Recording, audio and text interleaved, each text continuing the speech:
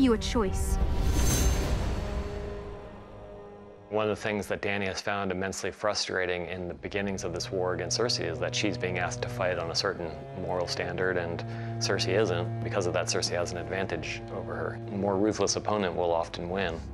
Your Grace, nothing scrubs bold notions from a man's head like a few weeks in a dark cell. I meant what I said.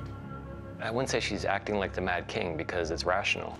She's giving them a choice, and they choose not to bend the knee to her, and she accepts that choice, and she does exactly what she told them she'd do.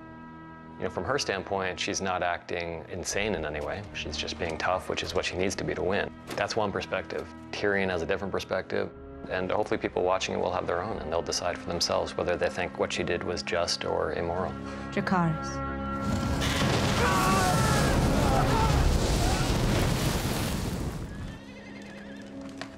Arya is very used to being more clever and more stealthy and smarter than any of the people she's up against. And she hasn't dealt with Littlefinger for a while, so she gets roped into spying on somebody who's actually leading her by the nose to something that he wants her to have. I found it, my lord. Lady Stark thanks you for your service. He's looking for a way to prevent this sister bond from developing further, because the tighter that bond is, the more definitively he is caught on the outside of it. On the Sansa end of the relationship, he's seen the opening, and now all he needs to do is give Arya cause to display real rage towards Sansa, and he knows full well that with what's going on in Sansa's head with regards to Arya and how dangerous she is, when Arya starts to act dangerous and act angry, he knows where Sansa's going to turn. How will Jon Snow try to convince people to fight for him against an enemy they've never seen before? Cersei thinks the army of the dead is nothing but a story. What if we prove her wrong? When the first Whites got through in season 1, they sent Alliser Thorne down with a hand that was, at the time, probably still doing this to prove to everybody that this was going on. By the time this hand got down there, it had rotted away to nothing and stopped doing this. There was the idea that bringing one of these things down south had been put out there before in a way that didn't work, but in theory you could bring one of these things down and have it still functional by the time it gets to King's Landing. That seemed like that would, on a story level, do the trick. The first white I ever saw was brought into Castle Black from beyond the wall. Bring one of these things down to King's Landing and show her the truth. Like many of these situations on the show, the one who figures it out is Tyrion.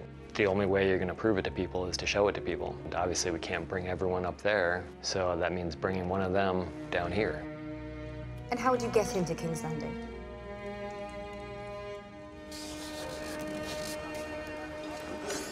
Wasn't sure I'd find you. Thought you might still be rowing. Gendry played an important part in the lives of more than one main character in the show. It wasn't so much a question of whether to bring him back as it was how to bring him back.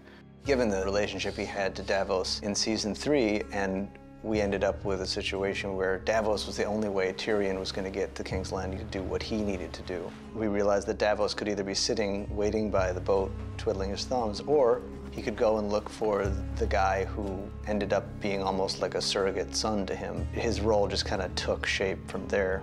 I'm Robert Baratheon's son, bastard son. He's not going to lie to Jon about who he is, and especially when telling the truth could help him be a part of things, which is something he's probably wanted very much for the past 3 or 4 years. Sir Davos told me where you're going, Your Grace, and why. Let me come with you.